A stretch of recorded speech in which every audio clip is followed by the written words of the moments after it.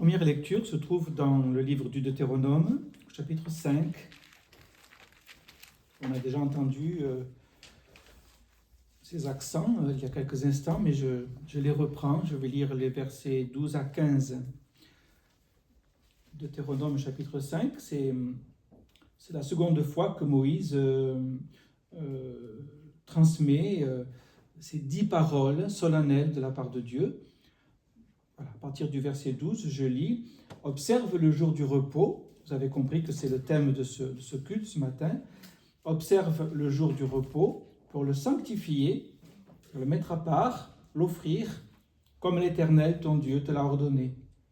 Tu travailleras 6 jours, tu feras tout ton ouvrage, mais le 7e jour est le jour du repos de l'Éternel, ton Dieu. Tu ne feras aucun ouvrage, ni toi, ni ton fils, ni ta fille, ni ton serviteur, ni ta servante, ni ton bœuf, ni ton âne, ni aucune de tes bêtes, ni l'étranger qui est dans tes portes, afin que ton serviteur et ta servante se reposent comme toi. Tu te souviendras que tu as été esclave dans le pays d'Égypte, et que l'Éternel, ton Dieu, t'en a fait sortir à main forte et à bras étendus. C'est pourquoi l'Éternel, ton Dieu, t'a ordonné d'observer le jour du repos. On va écouter maintenant le psaume 1er. Ce beau psaume 1er, notamment parce qu'il y a la mention du juste, et je dirais un mot de celui, de celle que la Bible appelle le juste. Voilà. 6 versets dans ce psaume 1er. Il commence comme une béatitude, heureux, ce qui dans l'esprit de la Bible veut dire en avant, le contraire du découragement. Voilà. Heureux l'homme qui ne marche pas selon le conseil des méchants, qui ne s'arrête pas sur la voie des pécheurs, qui ne s'assied pas en compagnie des moqueurs, mais qui trouve son plaisir dans la loi de l'Éternel et qui la médite jour et nuit.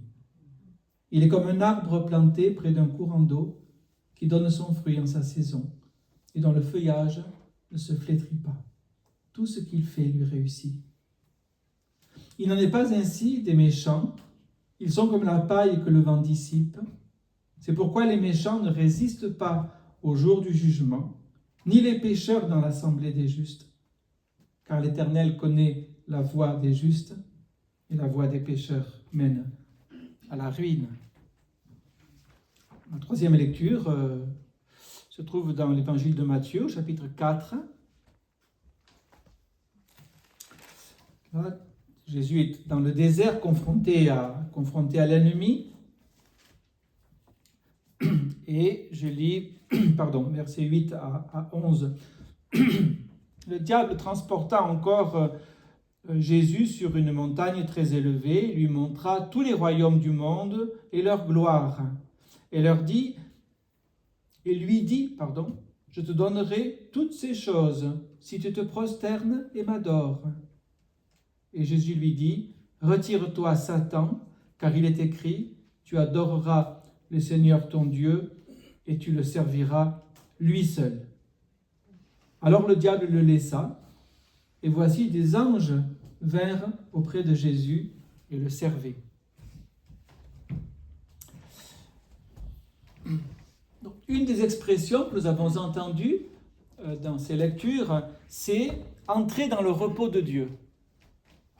Est-ce qu'il y a quelqu'un ici qui est contre ? Je pense que personne n'est contre d'entrer dans le repos de Dieu. Alors pourquoi c'est si difficile ?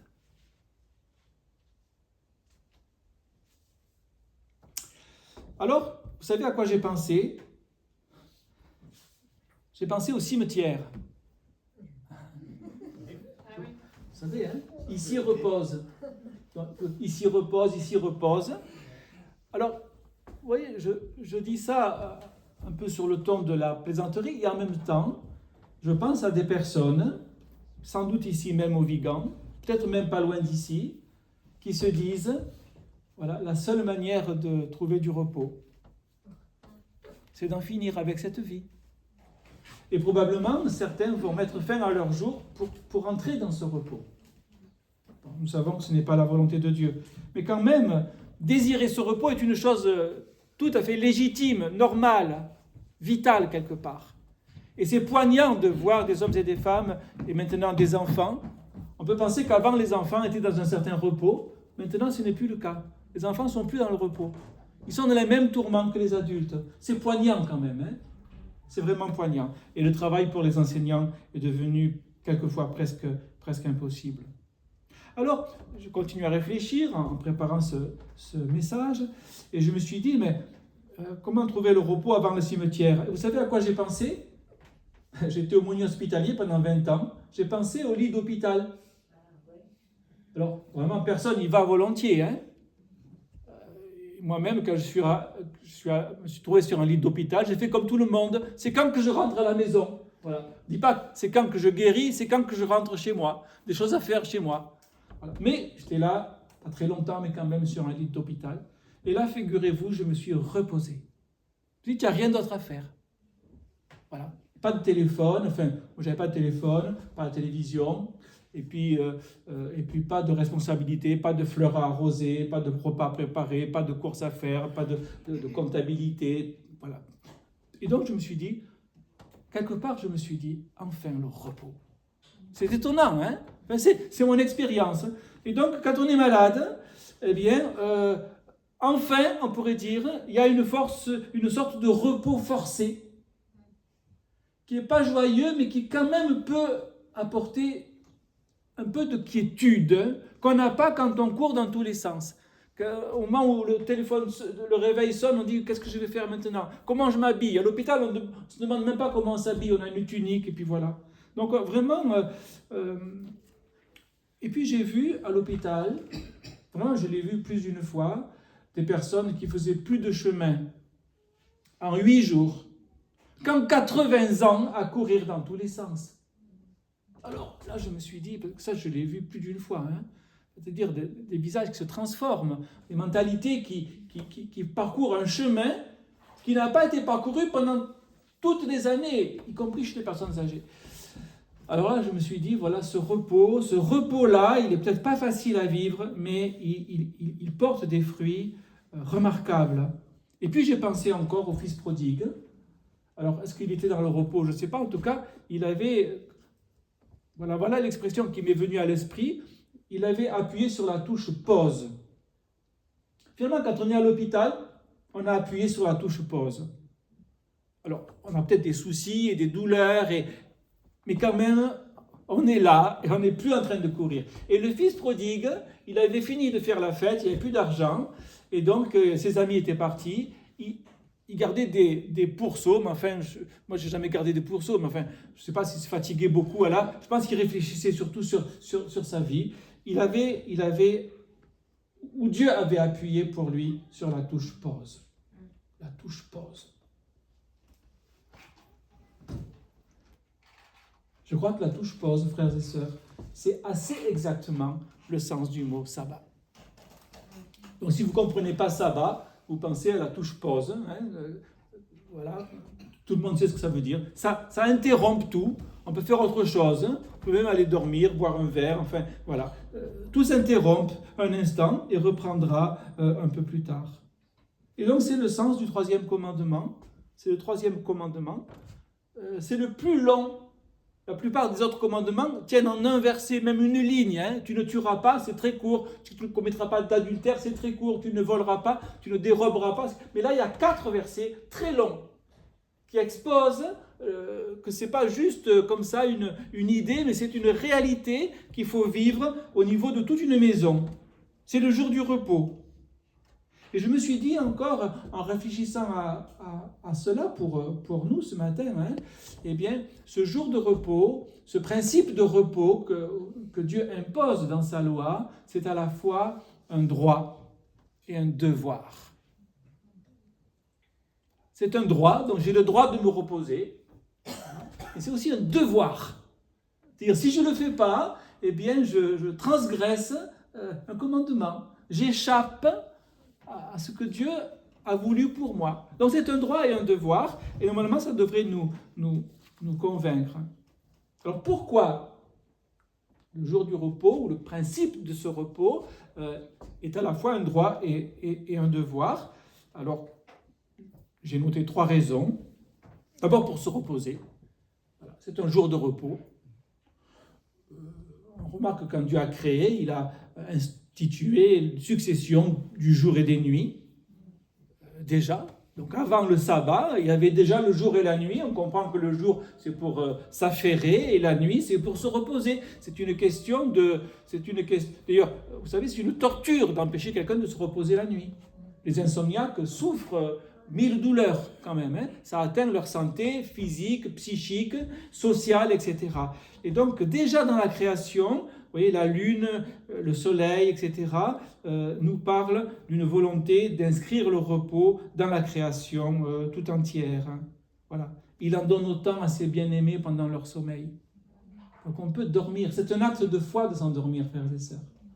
C'est un acte de foi. Pendant que tu dors, Dieu continue à s'occuper de 1000 choses dont tu n'as pas à t'occuper. Tu peux t'endormir. Tu peux laisser tout ça, demain tu le retrouveras et le Seigneur a préparé dans sa souveraineté, dans sa grâce, un chemin pour toi. Voilà. C'est vraiment un acte de foi de s'endormir et je le dis pour ceux qui ont de la peine à s'endormir. Donc c'est pour se reposer. Ensuite, c'est pour profiter des fruits de son travail. C'est bien beau de travailler. Moi, j'ai visité des personnes qui m'ont dit, assez âgées, on s'est épuisé toute notre vie et maintenant on est trop vieux pour en profiter. Et on n'a pas d'enfants, nos enfants sont partis, on a 3 maisons, on a des greniers remplis de meubles, de toutes sortes de choses, et tout ça c'est du souci pour nous. Et de leur vie, ils n'ont pas profité de ce qu'ils avaient fait. Donc ils n'étaient pas reconnaissants, donc ils ont détruit beaucoup de choses finalement, et donc ils n'ont pas su mettre une limite à ce travail. Et Dieu lui-même, quand il crée tout, il regarde et il dit, voici, c'est très bon. Et donc Dieu profite. Il regarde, il profite, il se réjouit. Et nous pouvons le faire aussi, n'est-ce pas? Pour regarder une fleur ou un oiseau ou un ruisseau qui coule ou je ne sais pas quoi encore, un enfant qui joue ou simplement une ligne d'horizon en montagne, au bord de la mer, peu importe où. Eh bien, il faut appuyer sur la touche pause un peu. Vous voyez, sur l'autoroute, on ne contemple rien. Quand vous êtes sur l'autoroute, vous regardez juste le compteur et puis... le niveau d'essence qui baisse aussi, et puis les voitures qui vous doublent ou que vous doublez, et vous rendez grâce pour rien, quoi. À tout instant, il y a un bouchon qui peut arriver, voilà. Quand vous êtes sur une petite route, vous dites que c'est beau, ces vallons, et ces arbres, et ces fermes, et ces champs, etc. Donc, vous voyez, la touche pause, elle est très importante. Je lis, l'Éternel bénira le fruit de ton travail, et tu te livreras entièrement à la joie. C'est un commandement de se réjouir du fruit de notre travail. Voilà. Et donc, en tant que chrétien, quelquefois, on s'oblige à une forme de gravité ou de sérieux très important. Soyons sérieux, mais n'excluons pas la joie de profiter de ce que Dieu nous a accordé suite à notre travail. Et la troisième raison à laquelle j'ai pensé, c'est pour penser à autre chose qu'à son travail. Il n'y a pas que le travail dans la vie. Voilà. Il y a le couple pour ceux qui sont mariés, il y a les enfants pour ceux qui ont des enfants, il y a le jardin, je ne parle pas du jardin potager, je parle des fleurs, etc., ou le balcon, etc. Et puis il y a les amis, et puis il y a simplement la lecture, et puis il y a simplement regarder ce qui se passe autour de nous, et songer, et méditer, et se confier à Dieu, et peut-être chanter, ou jouer d'un instrument, ou faire de la peinture, ou je ne sais quoi, marcher là où on a envie de marcher, et puis ce que Dieu a préparé, voilà. Ce sera un jour de repos. Il y aura une sainte convocation, donc vous voyez, un côté solennel quand même, c'est ce que nous vivons en ce moment, une sainte convocation. Donc, ce n'est pas simplement pour rien faire, c'est aussi pour organiser cette reconnaissance, cette joie commune, voilà. Et c'est le sabbat de l'Éternel dans toutes vos demeures, dit le Seigneur. Et c'est évidemment pour remettre le Seigneur en premier. Tu adoreras le Seigneur ton Dieu et tu le serviras lui seul. Pourquoi c'est écrit cela? Parce que l'homme est prompt à servir et à adorer plein d'autres choses que Dieu. Voilà. Voilà. L'homme est prompt à servir et à adorer, ou adorer et servir plein d'autres choses que Dieu. Voilà. Quelquefois son travail, quelquefois... ma dernière prédication, je crois, au cours de l'été, c'était Jésus-Christ peut-il être jaloux de son Église? Ça veut dire l'Église devient un souci tellement qu'on oublie Jésus. Ah non, c'est d'abord Jésus, vous voyez, et c'est lui qui bâtit son Église. Donc, pour toujours remettre à la première place celui qui doit être à la première place, eh bien, il faut le faire tous les jours, et puis chaque semaine aussi, et peut-être dans l'année, consacrer un temps spécialement pour cela. Tu adoreras le Seigneur ton Dieu, et tu le serviras lui seul.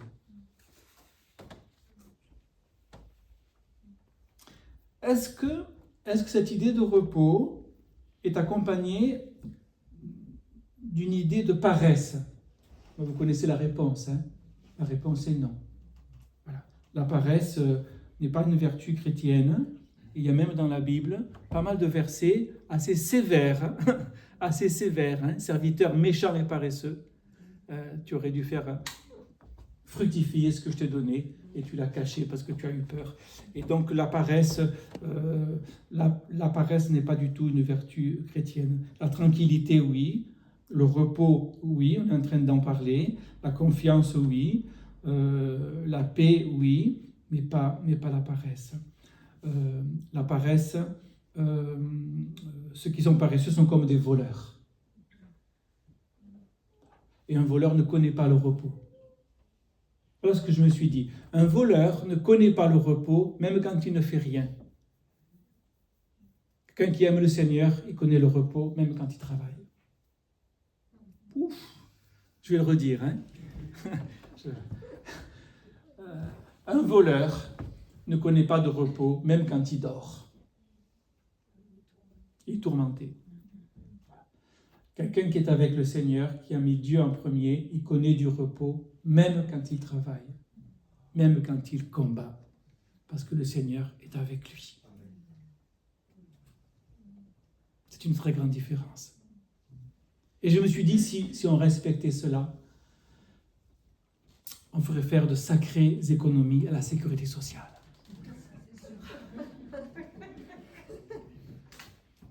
On irait mieux nous-mêmes, nos couples iraient mieux, pour ceux qui sont en couple, nos enfants iraient mieux, les écoles iraient mieux, et le pays irait mieux. Je suis inquiet pour mon pays, frères et sœurs. Je suis inquiet pour mon pays, qui manque de repos. Et quand on manque de repos pendant longtemps, vous savez ce qui se passe, hein? On appelle ça le burn-out. En français, je ne sais pas comment on dirait, mais voilà, peu importe. Comment? Tu as tout brûlé. Oui, ça veut dire tu as tout brûlé, il ne reste rien, que des cendres. Voilà. C'est comme avant la création, quoi. Voilà. Le voleur n'a aucun repos. Le juste, il est comme un arbre planté près d'un courant d'eau qui porte son fruit en sa saison. Parce que Dieu est avec lui. Parce qu'il ne résiste pas à Dieu. Il dit oui à Dieu. Voilà. Et dans la Bible, le juste, c'est celui qui est venu à Jésus pour revêtir la tunique de Jésus, qui était le seul juste. N'est-ce pas? Quand il travaille, il est avec Dieu. Quand il combat, il est avec Dieu. Quand il a des projets, il les déploie devant Dieu. Quand il a des soucis, il les confie à Dieu. Quand il souffre, Dieu est encore avec lui. Il est comme un arbre planté près d'un courant d'eau. Que Dieu nous donne de comprendre cela et de le vivre. Est-ce que ça veut dire qu'il n'y a plus rien de pénible sur cette terre? Je ne dis pas cela. La vie de Jésus nous montre qu'il y a des moments très pénibles et douloureux. Et l'apôtre Paul ne cache pas ses souffrances, il parle d'angoisse, il parle de détresse. Voilà. Et donc, voilà. Ceux qui sèment avec larmes moissonneront avec chant d'allégresse.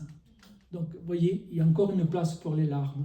Mais celui qui sème avec larmes, il voit déjà la moisson prête et les sacs de blé qu'on rentre dans le grenier. Et donc, le repos le visite même pendant qu'il est en train de semer avec larmes, parce qu'il avait un peu de semence et il est en train de la jeter en terre. Et ça ressemble à quelque chose d'inconcevable. D'accord?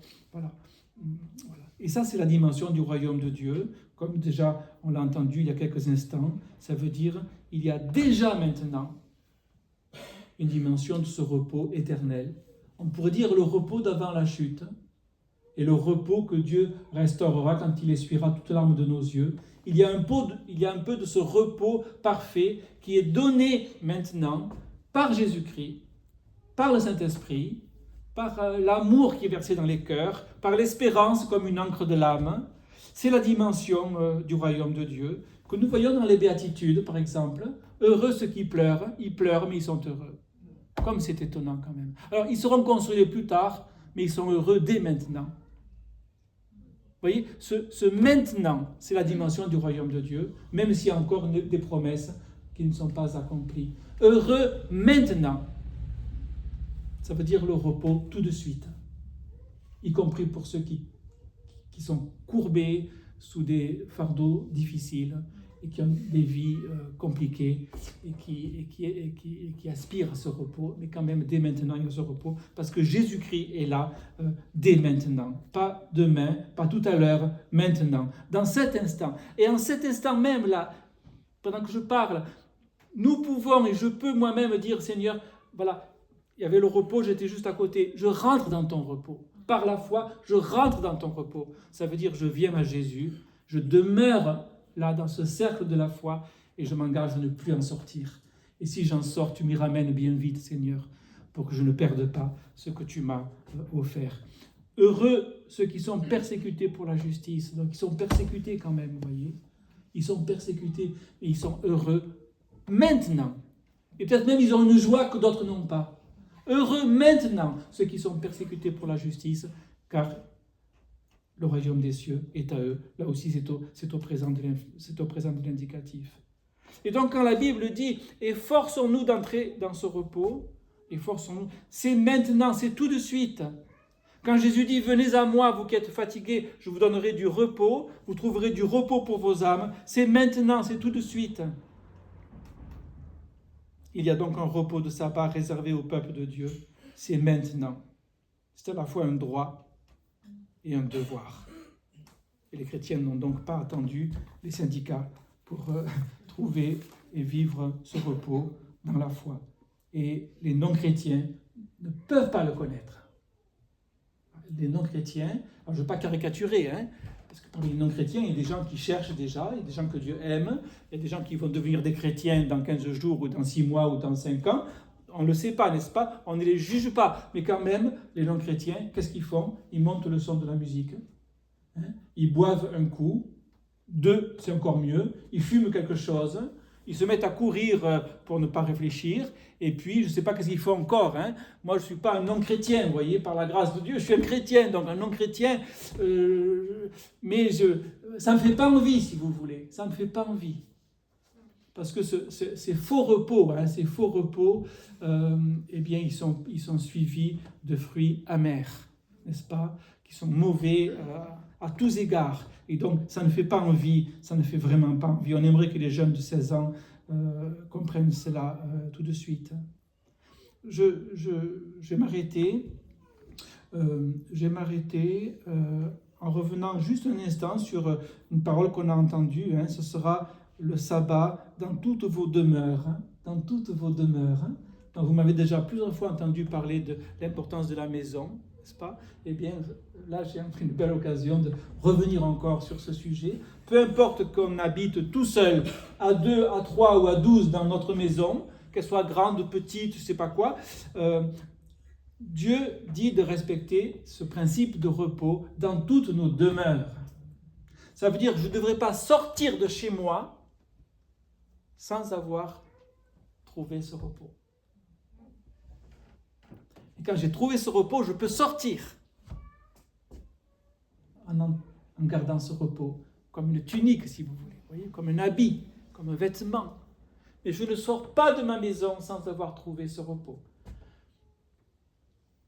Après, je suis prêt pour les combats et pour toutes les circonstances que Dieu permettra, belles ou terribles. Il peut se passer des choses terribles, même dans la vie d'un chrétien. Mais s'il a ce repos, le Seigneur est avec lui, y compris dans ce moment terrible. Et ça se lira sur son visage, et ce sera son témoignage, là où Dieu l'a placé. Je vais prier.